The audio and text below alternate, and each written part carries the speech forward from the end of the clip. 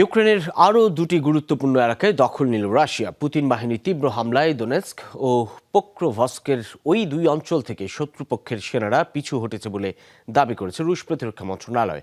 সোমবারের এক বিবৃতিতে মস্কো জানিয়েছে ইউক্রেনে বেশ কয়েকটি সামরিক স্থাপনাও ধ্বংস করেছে তারা। এছাড়া প্রায় 100 ড্রোন সহ বিপুল পরিমাণ অস্ত্র ধ্বংসের কথাও জানিয়েছে। রুশ সেনাদের তীব্র হামলায় বহু ইউক্রেনীয় সেনার প্রাণহানি হয়েছে বলেও দাবি করেছে পুতিন বাহিনী।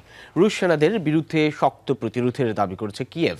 কিয়েভ বলছে রাশিয়ার প্রায় 30টি হামলা ঠেকিয়েছে তাদের সেনারা।